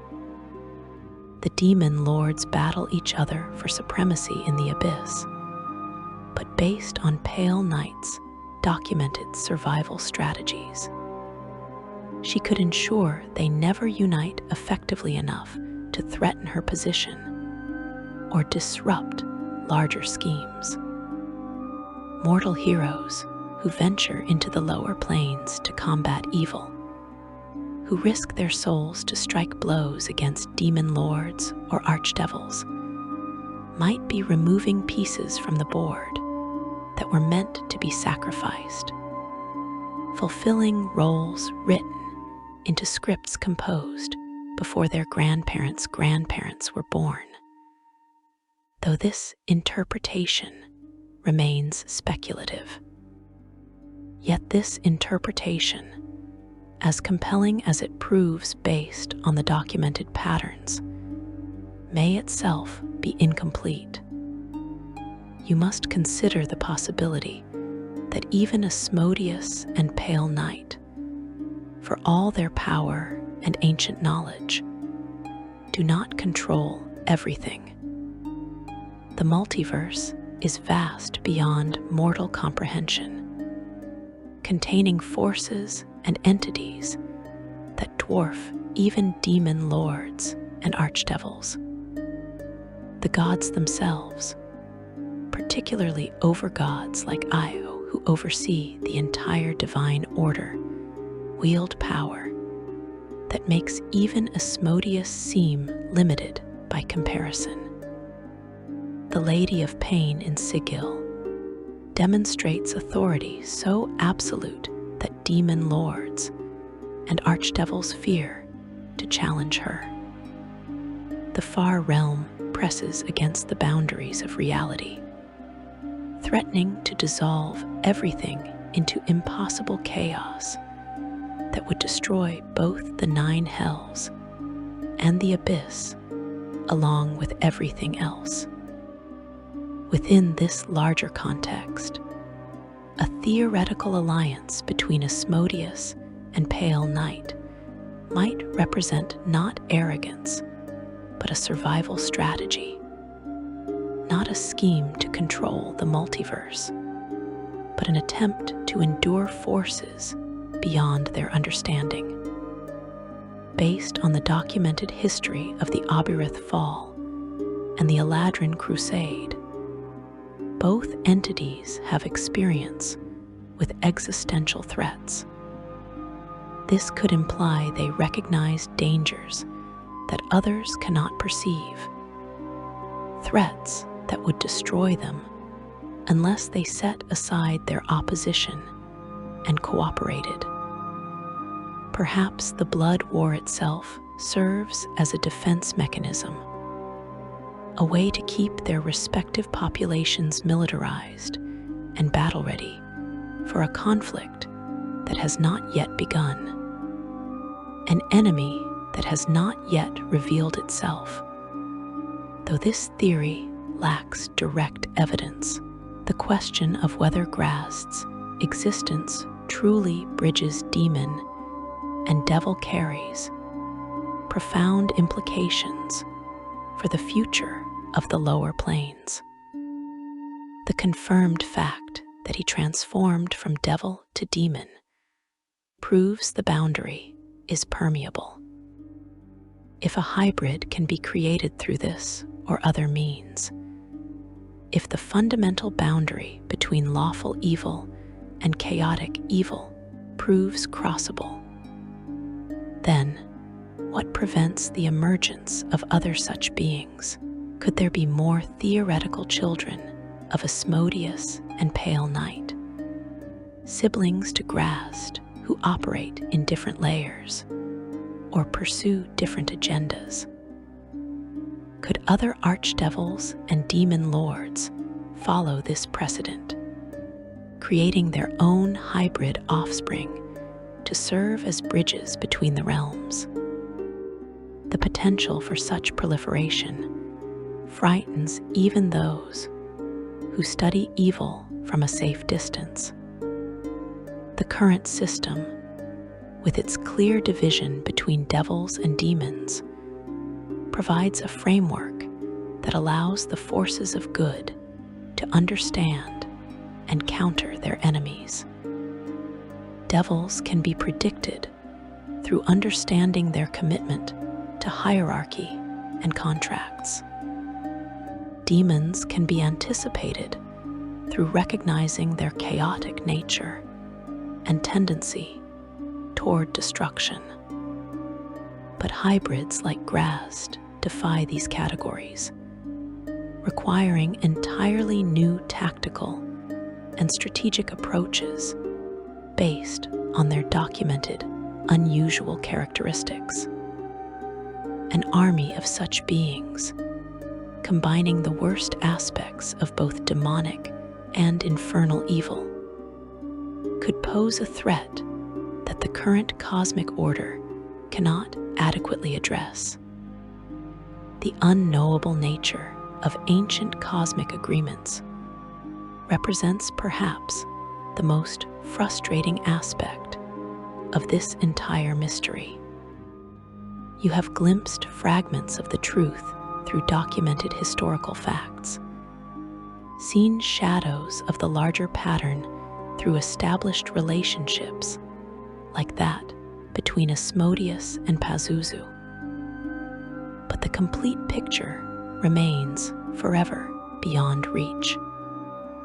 The contracts these ancient beings sign use language that predates mortal speech. The terms they agree to operate according to principles that mortal minds cannot fully process.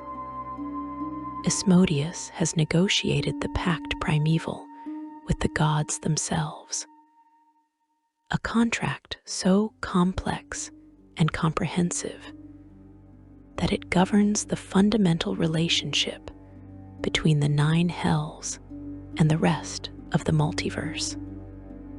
If he can craft agreements at that level of sophistication when dealing with divine powers, the documented evidence suggests he could create even more intricate contracts when treating with a being like Pale Night, who shares his ancient perspective.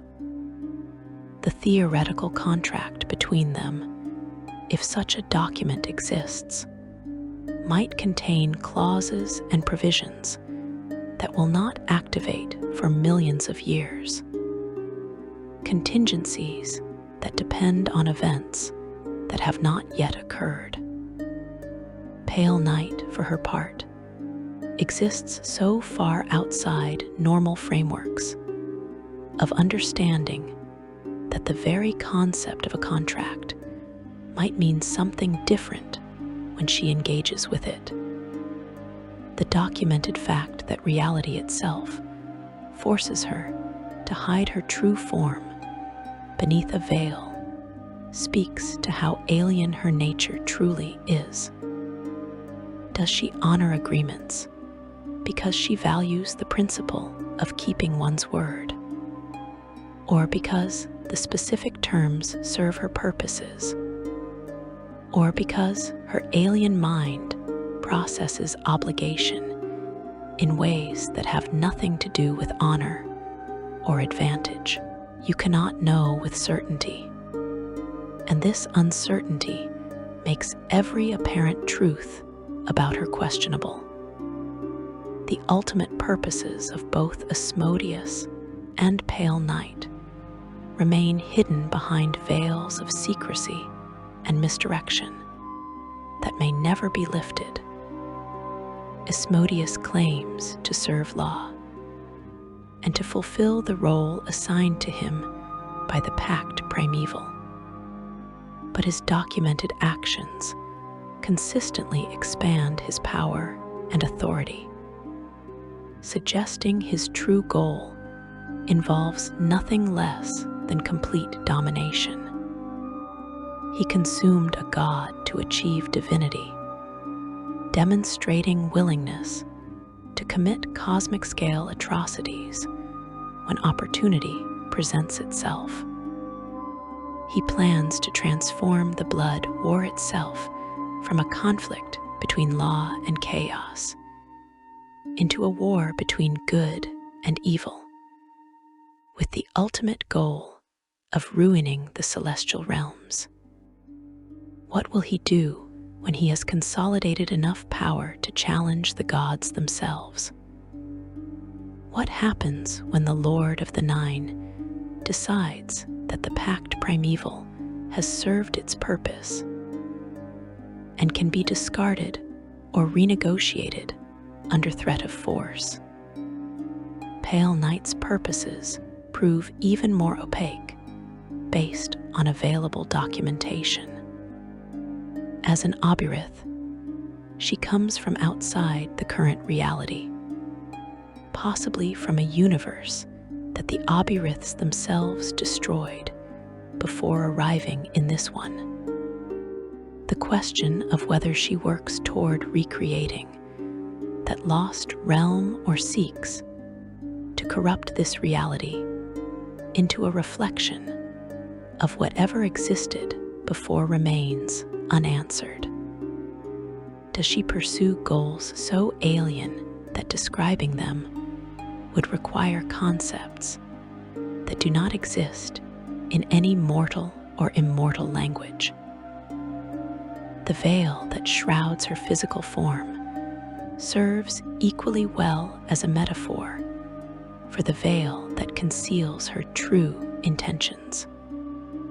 You stand now at the end of your journey through this forbidden knowledge, having explored the documented connections between the Mother of Demons and the Lord of the Nine Hells. You have seen how Asmodeus's confirmed alliance with Pazuzu establishes that cooperation between law and chaos exists at the highest levels of evil.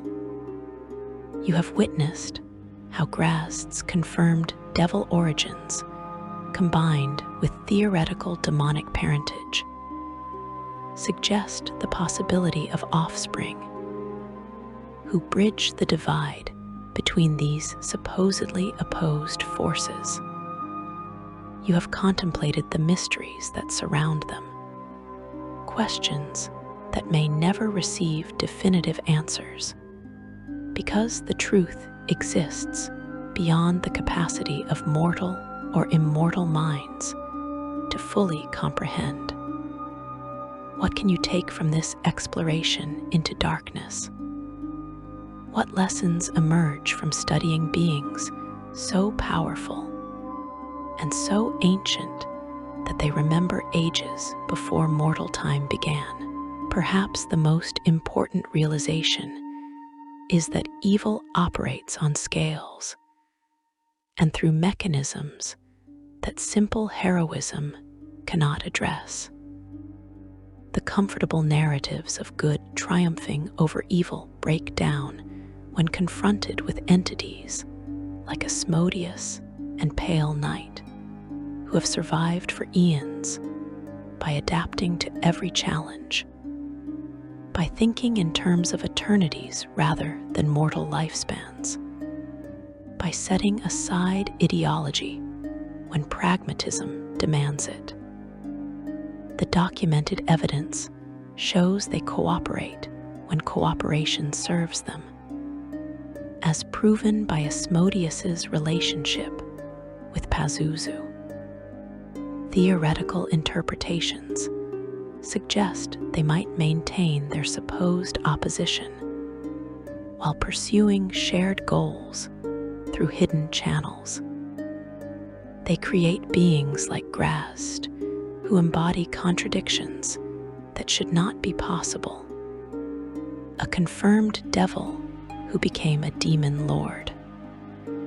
They shape the fundamental structure of reality itself through contracts and pacts that operate according to rules beyond normal understanding, as the pact primeval demonstrates.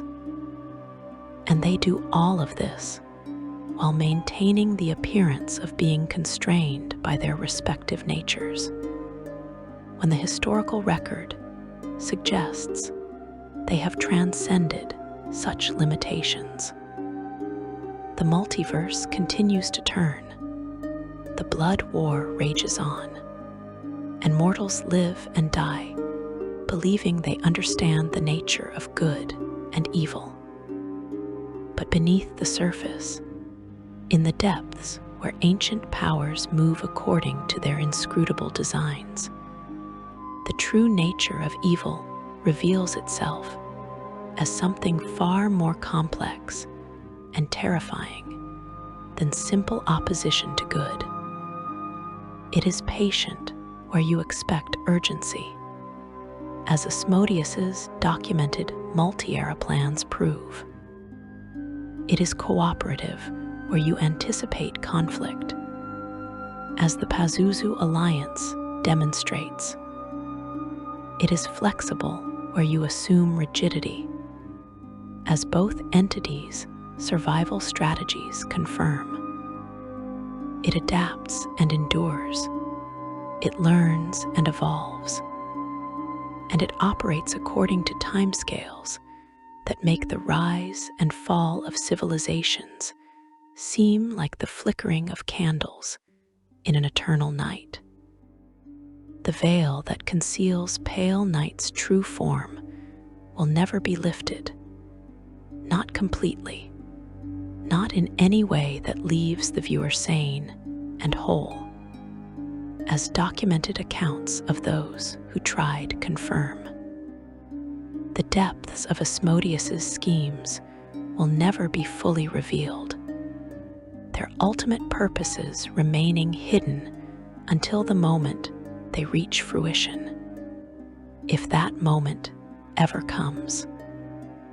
You can study them, analyze them, attempt to understand them based on the documented evidence and scholarly interpretations. But you must always remember that what you see represents only the smallest fraction of what exists. The rest remains forever veiled, forever shrouded in darkness that no light can penetrate. And perhaps that is as it should be. Some truths are too terrible for mortal minds to hold. Some knowledge carries a price that no one should be willing to pay. The documented connection between Asmodeus and Pazuzu, the confirmed devil origins of Graz'zt, the theoretical union between the Lord of the Nine and the Mother of Demons, that some scholars propose based on careful analysis of available evidence. All of this exists at the boundary between known fact and ultimate mystery. You have peered into that darkness and glimpsed fragments of the truth. Now you must step back, must return to the light of the mortal world, carrying with you the knowledge that evil is far stranger and more complex than you ever imagined. The Mother of Demons and the Lord of the Nine Hells stand eternal in their respective realms, separated by fundamental opposition, yet potentially connected by bonds that transcend such simple categories, if the theories hold any truth. They watch as ages pass, as empires rise and fall, as heroes struggle against darkness and sometimes prevail, at least temporarily. And they continue their ancient dance, pursuing purposes known only to themselves, working toward ends that may not arrive for millions of years, or may already be unfolding in ways too subtle for others to perceive.